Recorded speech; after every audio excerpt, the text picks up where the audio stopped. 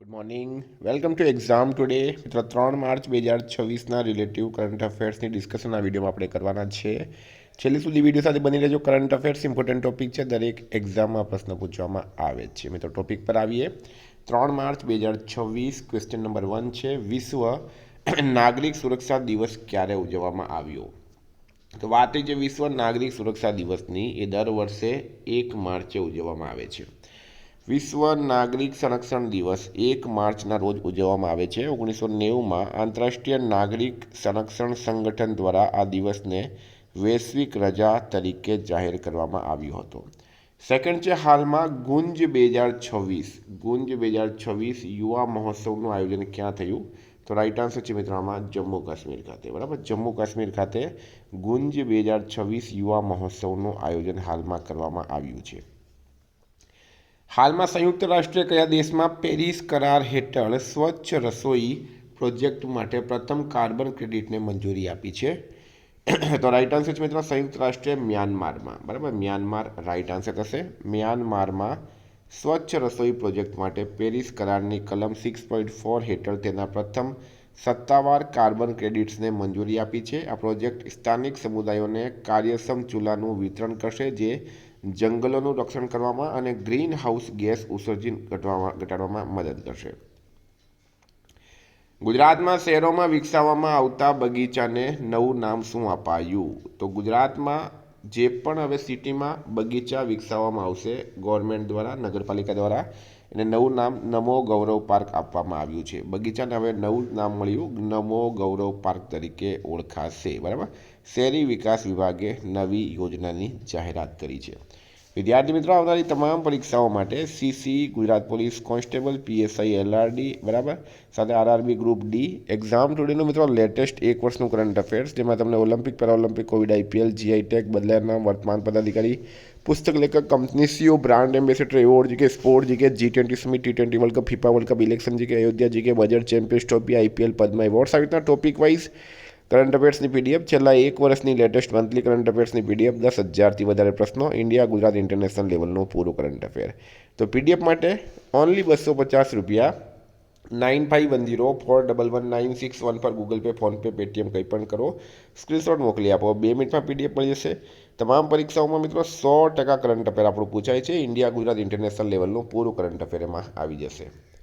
હાલમાં global textile conclave ક્યાં આયોજિત કરવામાં આવ્યું છે? તો રાઈટ આન્સર છે મિત્રો આમાં હરિયાણા ખાતે. હરિયાણાનું કેપિટલ છે ચંડીગઢ. સીએમ છે નાયબસિંહ સૈની અને રાજ્યપાલ છે પ્રોફેસર અસીમ કુમાર ઘોષ. હાલમાં કયા દેશે એઆઈ સાથે વિશ્વનું પ્રથમ સોવરેન ફાઇનાન્શિયલ ક્લાઉડ લોન્ચ કર્યું છે? તો રાઈટ આન્સર છે મિત્રો યુએઈ દેશે. કોણે કર્યું? યુએઈ કર્યું. તો યુએઈનું કેપિટલ છે અબુધાબી. કરન્સી છે યુએઈ દિરહામ અને રાષ્ટ્રપતિ છે મિત્રો મોહમ્મદ બિન જાયદ અલ નહયાન. 7 છે, હાલમાં પદ્મશ્રી પુરસ્કાર વિજેતા ટી.કે. ઉમનનું નિધન થયું છે. તેઓ કોણ હતા? તો એ હતા મિત્રો સમાજશાસ્ત્રી. બરાબર, સમાજશાસ્ત્રી. પદ્મશ્રી પુરસ્કાર વિજેતા છે ટી.કે. ઉમન, એમનું નિધન થયું છે. તેઓ એક સમાજશાસ્ત્રી હતા. હાલમાં એમનું નિધન થયું છે. હાલમાં નીતિ આયોગ હેઠળ અટલ ઇનોવેશન મિશન એ નીતિ આયોગ હેઠળ અટલ ઇનોવેશન મિશને ક્યાં રાજ્યમાં ભારતનું પ્રથમ સ્ટેટ ઇનોવેશન મિશન શરૂ કર્યું છે? તો રાઈટ આન્સર છે મિત્રો આમાં ત્રિપુરા રાજ્ય. બરાબર, ત્રિપુરા રાજ્ય. ત્રિપુરાનું મિત્રો કેપિટલ છે અગરતલા. સીએમ છે માણિક શાહ અને રાજ્યપાલ છે ઇન્દ્રસેના રેડ્ડી. 9 છે, હાલમાં કયા દેશે 6ઠ્ઠી પેઢીની સ્કાય સ્ટિંગ મિસાઇલ વિકસાવી છે? 6ઠ્ઠી પેઢીની સ્કાય સ્ટિંગ મિસાઇલ કોણે વિકસાવી? તો રાઈટ આન્સર છે મિત્રો ઇઝરાયલ દેશે. ઇઝરાયલે વિકસાવી છે. તો ઇઝરાયલનું કેપિટલ છે જેરુસલેમ. કરન્સી છે ઇઝરાયલી ન્યૂ શેકલ. પીએમ છે બેન્જામિન નેતન્યાહુ અને પ્રમુખ છે ઈસાક હર્જોગ. પ્રમુખ એટલે કે પ્રેસિડેન્ટ. સંયુક્ત રાષ્ટ્રે કયા કરારના કાર્બન માર્કેટ મેકેનિઝમ હેઠળ પ્રથમ વખત કાર્બન ક્રેડિટને મંજૂરી આપી છે? રાઈટ આન્સર છે મિત્રોમાં પેરિસ કરાર. સંયુક્ત રાષ્ટ્રે પ્રથમ વખત કાર્બન ક્રેડિટને પેરિસ એગ્રીમેન્ટના કાર્બન માર્કેટ મેકેનિઝમ આર્ટિકલ 64 હેઠળ મંજૂરી આપી છે. આ સિસ્ટમને પેરિસ એગ્રીમેન્ટ ક્રેડિટિંગ મેકેનિઝમ પણ કહેવામાં આવે છે. પ્રથમ કાર્બન ક્રેડિટ મ્યાનમારના ક્લીન કુકિંગ પ્રોજેક્ટ માટે આપવામાં આવ્યો હતો. 11 છે નાણાકીય વર્ષ 2025-26ના ત્રીજા ક્વાર્ટરમાં ભારતનો જીડીપી વૃદ્ધિ દર કેટલો નોંધાયો? તો 7.8%. બરાબર. નાણાકીય વર્ષ 2025-26ના ત્રીજા ક્વાર્ટરમાં ભારતનો જીડીપી વૃદ્ધિ દર 7.8% નોંધાયો છે. એમએસએમઈના રાષ્ટ્રીય SC/ST હબ મેગા જાગૃતિ કાર્યક્રમનું આયોજન ક્યાં કરવામાં આવ્યું? રાઈટ આન્સર છે મિત્રો આમાં ઈટાનગર ખાતે. બરાબર. ઈટાનગર અરુણાચલ પ્રદેશનું પાટનગર છે. એમએસએમઈનું પૂરું નામ શું છે? Micro small medium enterprise. જાન્યુઆરી 2026ના અંત સુધીમાં ભારતની રાજકોષીય ખાદ્ય કેટલી હતી? તો રાઈટ આન્સર છે મિત્રો 9.8 લાખ કરોડ. જાન્યુઆરી 2026ના અંત સુધીમાં ભારતની રાજકોષીય ખાદ્ય લગભગ 9.8 લાખ કરોડ રહી હતી, જે 2025-26ના બજેટ અંદાજના લગભગ 62-63% વધારે થાય છે. 14 છે બિહારના કયા જિલ્લામાં કેન્દ્રીય ગૃહમંત્રી અમિત શાહે સરહદ સુરક્ષા દળના અનેક માળખાકીય પ્રોજેક્ટનું ઉદ્ઘાટન અને શિલાન્યાસ કર્યું? શિલાન્યાસ અરરિયા રાઈટ આન્સર થશે. બરાબર. અરરિયા. ગૃહમંત્રી અને સહકાર મંત્રી છે અમિત શાહ. 15 છે હાલમાં કયા દેશમાં વિશ્વની સૌથી જૂની રોક કલા મળી આવી છે? તો રાઈટ આન્સર છે મિત્રો આમાં ઇન્ડોનેશિયામાં. ઇન્ડોનેશિયામાં વિશ્વની સૌથી જૂની જાણીતી રોક આર્ટ ગુફા ચિત્રો હાથ સ્ટેન્સિલ મળી આવી છે. સુઆવેસી ટાપુ પર લિયાંગ મેટાન્ડો ગુફામાં મળી આવેલી આ આર્ટ આશરે 67800 વર્ષ જૂની હોવાનું માનવામાં આવે છે અને તેના હાથના છાપ પણ છે. આ શોધે 51,200 વર્ષના પાછલા રેકોર્ડને તોડી નાખ્યો છે.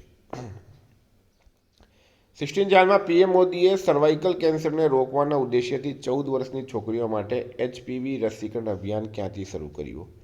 રાઈટ આન્સર છે મિત્રો રાજસ્થાનના અજમેર ખાતેથી. હાલમાં નરેન્દ્ર મોદી અજમેર ગયા હતા અને ત્યાં તેમણે સર્વાઇકલ કેન્સરને રોકવાના ઉદ્દેશ્યથી 14 વર્ષની છોકરીઓ માટે HPV રસીકરણ અભિયાન શરૂ કર્યું.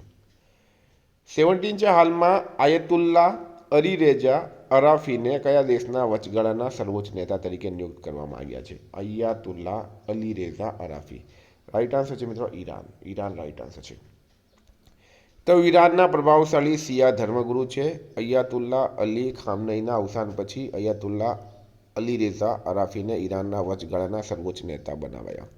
તો મિત્રો આ હતા કરંટના પ્રશ્નો. વાત કરીએ રિવિઝનની. તો 2 માર્ચ 2026ના રિલેટિવ આપણે વાત કરીએ. રાષ્ટ્રીય વિજ્ઞાન દિવસ ક્યારે ઉજવવામાં આવ્યો? 28 ફેબ્રુઆરીએ. 67 વર્ષમાં પહેલી વખત રણજી ટ્રોફીનો ખિતાબ કોણે જીત્યો છે? જમ્મુ કાશ્મીર. DRDOએ હાલમાં સ્વદેશી VSHO-RADS મિસાઇલ સિસ્ટમના સતત 3 ફ્લાઇટ પરીક્ષણો સફળ કર્યા છે ઓડિશામાં. દેશનો પ્રથમ સેમિકન્ડક્ટર પ્લાન્ટ તાજેતરમાં ક્યાં પૂર્ણ થયો છે? ગુજરાતમાં. હાલમાં ભારતના કયા દેશે AI સહયોગને પ્રોત્સાહન આપવા માટે CTEC શરૂ કર્યું છે? સ્વીડન. NGTએ કયા રાજ્યને રાપ્તી નદીની ઉપનદી સુઆવ નદીનો દરજ્જો પુનઃસ્થાપિત કરવાનો નિર્દેશ આપ્યો છે? ઉત્તર પ્રદેશ. કયા રાજ્યમાં સ્થિત પાકયોંગ એરપોર્ટનું નામ સ્વતંત્રતા સેનાની ત્રિલોચન પાખરેલના નામ પર રાખવામાં આવશે? સિક્કિમ. હાલમાં સાયબર ગુના અટકાવવાના ઉદ્દેશ્યથી કયા રાજ્યની પોલીસ દ્વારા ઓપરેશન ક્રેકડાઉન શરૂ કરવામાં આવ્યું? તેલંગાના. પ્રાચીન ભારતીય વિજ્ઞાન પર રાષ્ટ્રીય પરિષદ ક્યાં યોજાઈ હતી? IIT ધનબાદમાં. નરેન્દ્ર મોદી ઇઝરાયેલની સંસદ નેસેટને સંબોધિત કરનારા કેટલામાં ભારતીય PM બન્યા? પ્રથમ.